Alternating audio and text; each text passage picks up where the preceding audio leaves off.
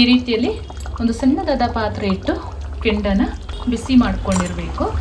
ಅದರ ಮೇಲೆ ಸ್ವಲ್ಪ ತುಪ್ಪ ಹಾಕಬೇಕು. ಮುಚ್ಚಿದ್ರೆ ನಮ್ಮ ಸ್ಮೋಕಿ ಚಿಕನ್ ರೆಡಿ ಆಗುತ್ತೆ. ತುಂಬ ಚೆನ್ನಾಗಿರುತ್ತೆ ಇದರ ಫ್ಲೇವರು. ಒಂದ್ಸಲ ಟ್ರೈ ಮಾಡಿ ನೀವು. ನಮಸ್ತೆ ಎಲ್ಲರಿಗೂ. ಎಲ್ಲರನ್ನು ಸುಸಿಸ್ ಕಿಚನ್ಗೆ ಸ್ವಾಗತ ಮಾಡಿಕೊಂಡು ನಾನಿವತ್ತು ಅದ್ಭುತವಾದ ಅಡುಗೆ ಮಾಡ್ತಾ ಇದ್ದೀನಿ. ಬನ್ನಿ ಹೇಗೆ ಮಾಡೋದು ನೋಡೋಣ. ನಾನು ಮಾಡುವ ಅಡುಗೆಗಳು ನಿಮಗೆ ಇಷ್ಟ ಆಗ್ತಿದ್ರೆ ದಯಮಾಡಿ ಸಬ್ಸ್ಕ್ರೈಬ್ ಮಾಡಿಕೊಂಡು ನಿಮ್ಮ ಫ್ರೆಂಡ್ಸ್ ಆ್ಯಂಡ್ ಫ್ಯಾಮಿಲಿಗೆ ಹೆಚ್ಚು ಶೇರ್ ಮಾಡಿ, ಲೈಕ್ ಮಾಡೋದನ್ನು ಮರಿಬೇಡಿ.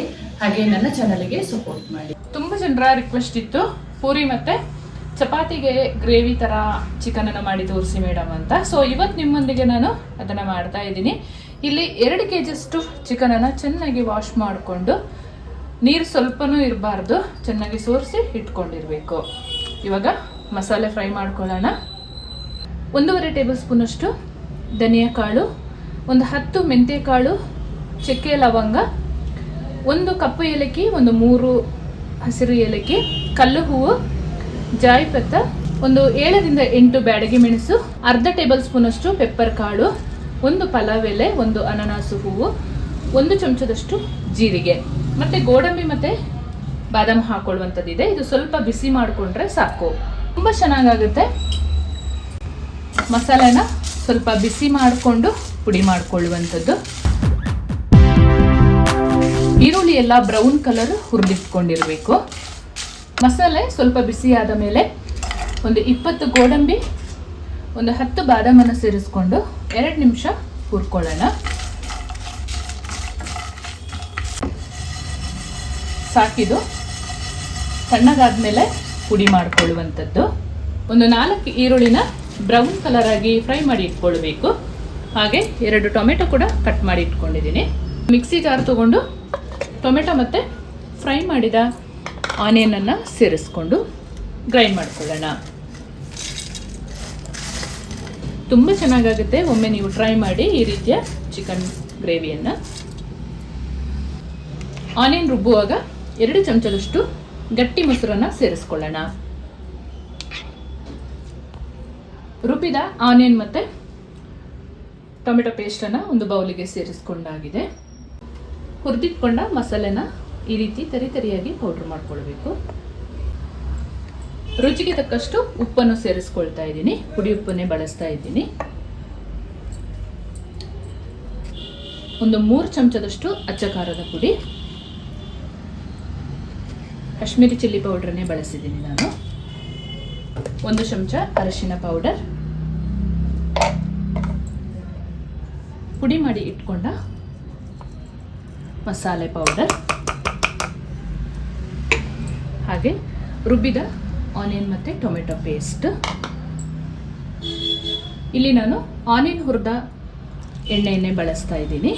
3 ಚಮಚದಷ್ಟು ಶುಂಠಿ ಬೆಳ್ಳುಳ್ಳಿ ಪೇಸ್ಟ್, 1 ಚಮಚದಷ್ಟು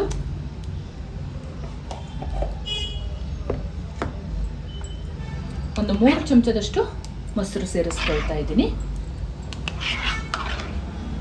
ಚೆನ್ನಾಗಿ ಮಿಕ್ಸ್ ಮಾಡಿಕೊಂಡು ಒಂದು ಅರ್ಧ ಗಂಟೆ ಇಡಬೇಕು.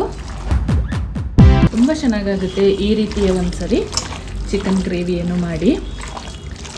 ಪೂರಿ, ಚಪಾತಿ, ಪರೋಟ ಇಂಥದಕ್ಕೆಲ್ಲ ಹೇಳಿ ಮಾಡಿಸಿದ ಗ್ರೇವಿ ಇದು. ಅಷ್ಟು ಚೆನ್ನಾಗಾಗುತ್ತೆ.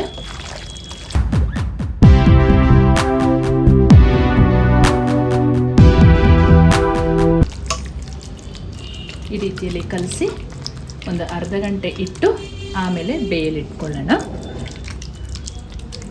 ಚಿಕನಿಗೆ ಕಲಸಿಟ್ಟು ಅರ್ಧ ಗಂಟೆ ಆಗಿದೆ. ಇವಾಗ ಒಲೆ ಮೇಲೆ ಇಟ್ಟು ಬೇಯಿಸ್ಕೊಳ್ಳೋಣ. ನಿಧಾನ ಉರಿಯಲ್ಲಿ ಬೇಯಿಸ್ಕೊಳ್ಬೇಕು. ನೀರೆಂತ ಹಾಕೋದು ಬೇಡ. ಆಮೇಲೆ ಬೇಕಿದ್ದಲ್ಲಿ ಸ್ವಲ್ಪ ಅಡ್ಜಸ್ಟ್ ಮಾಡಿಕೊಂಡ್ರೆ ಆಯಿತು. ಮಧ್ಯೆ ಮಧ್ಯೆ ಒಮ್ಮೆ ಮಿಕ್ಸ್ ಮಾಡಿಕೊಳ್ಬೇಕು.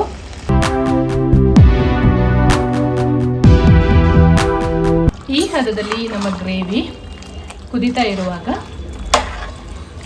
ನಾವು ಕೆಂಡದಿಂದ ಒಂದು ಹೊಗೆ ಕೊಡೋಣ. ತುಪ್ಪ ಹಾಕಿ ಈ ರೀತಿಯಲ್ಲಿ ಒಂದು ಸಣ್ಣದಾದ ಪಾತ್ರೆ ಇಟ್ಟು ಕೆಂಡನ ಬಿಸಿ ಮಾಡ್ಕೊಂಡಿರಬೇಕು.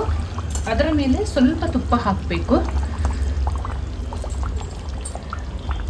ಮುಚ್ಚಿದರೆ ನಮ್ಮ ಸ್ಮೋಕಿ ಚಿಕನ್ ರೆಡಿ ಆಗುತ್ತೆ. ತುಂಬ ಚೆನ್ನಾಗಿರುತ್ತೆ ಇದರ ಫ್ಲೇವರು. ಒಂದ್ಸಲ ಟ್ರೈ ಮಾಡಿ ನೀವು. ಒಂದು 2 ನಿಮಿಷ ಬಿಟ್ಟು ಇದನ್ನು ತಗೊಳ್ಳೋಣ. ಚೆಂದ ಮಿಕ್ಸ್ ಮಾಡಿಕೊಂಡು ಫ್ರೆಶ್ ಕ್ರೀಮನ್ನು ಆ್ಯಡ್ ಮಾಡ್ಕೊಳ್ಳೋಣ. ಇವಾಗ ಒಮ್ಮೆ ಮಿಕ್ಸ್ ಮಾಡ್ಕೊಳ್ಳೋಣ. ಈ ಹೊಗೆ ಫ್ಲೇವರ್ ತುಂಬ ಚೆನ್ನಾಗಿರುತ್ತೆ. ಕೆಂಡನ ನಾನು ಊರಿಂದ ತೊಗೊಂಡು ಬಂದಿದ್ದೆ. ನಿಮಗೆ ಆನ್ಲೈನಲ್ಲಿ ಸಿಗುತ್ತೆ, ನೀವು ಬೈ ಮಾಡ್ಬೋದು. ಘಮ ಘಮ ಅಂತ ಪರಿಮಳ ಬರ್ತಾ ಇದೆ. ಇವಾಗ ಅಮೂಲ್ ಫ್ರೆಶ್ ಕ್ರೀಮನ್ನು ಹಾಕೊಳ್ತಾ ಇದ್ದೀನಿ. ಚೆಂದ ಒಮ್ಮೆ ಮಿಕ್ಸ್ ಮಾಡ್ಕೊಳ್ಳೋಣ.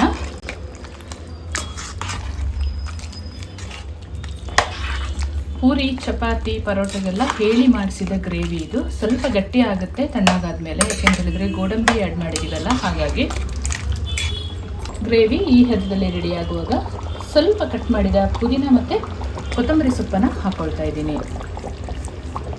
ಈ ರೀತಿಯ ಅದ್ಭುತವಾದ ಸ್ಮೋಕಿ ಚಿಕನ್ ರೆಡಿಯಾಗಿದೆ. ನೀವೊಮ್ಮೆ ಮನೆಯಲ್ಲಿ ಟ್ರೈ ಮಾಡಿ ಹೇಗೆ ಬಂತು ನನಗೆ ಕಮೆಂಟಲ್ಲಿ ತಿಳಿಸೋದನ್ನು ಮರಿಬೇಡಿ. ನಿಮ್ಮ ಕಮೆಂಟ್ ಓದಲು ಕಾಯ್ತಾ ಇರ್ತೇನೆ. ಹಾಗೆ ನನ್ನ ಚಾನಲ್ಗೆ ನೀವು ಫಸ್ಟ್ ಟೈಮ್ ವಿಸಿಟ್ ಮಾಡಿದರೆ ಪ್ಲೀಸ್ ಸಬ್ಸ್ಕ್ರೈಬ್ ಮಾಡಿಕೊಂಡು ಪಕ್ಕದಲ್ಲೇ ಇರುವ ಬೆಲ್ ಬಟನನ್ನು ಕ್ಲಿಕ್ ಮಾಡ್ಕೊಳ್ಳಿ. ಹಾಗೆಯೇ ಲೈಕ್ ಮಾಡೋದನ್ನು ಮರಿಬೇಡಿ. ನಿಮ್ಮ ಫ್ರೆಂಡ್ಸ್ ಆ್ಯಂಡ್ ಫ್ಯಾಮಿಲಿಗೆ ಹೆಚ್ಚು ಹೆಚ್ಚು ಶೇರ್ ಮಾಡಿ ನನ್ನ ಚಾನಲ್ಗೆ ಸಪೋರ್ಟ್ ಮಾಡಿ. ಮುಂದೆ ಅದ್ಭುತವಾದ ಹೊಸ ಅಡುಗೆಯೊಂದಿಗೆ ನಿಮ್ಮನ್ನು ಭೇಟಿ ಮಾಡ್ತೀನಿ. ಅಲ್ಲಿವರೆಗೂ ತುಂಬ ಹೃದಯದ ಧನ್ಯವಾದಗಳು. ಈ ಹದದಲ್ಲಿ ಗ್ರೇವಿ ಇದ್ದರೆ ತುಂಬ ಚೆನ್ನಾಗಾಗುತ್ತೆ.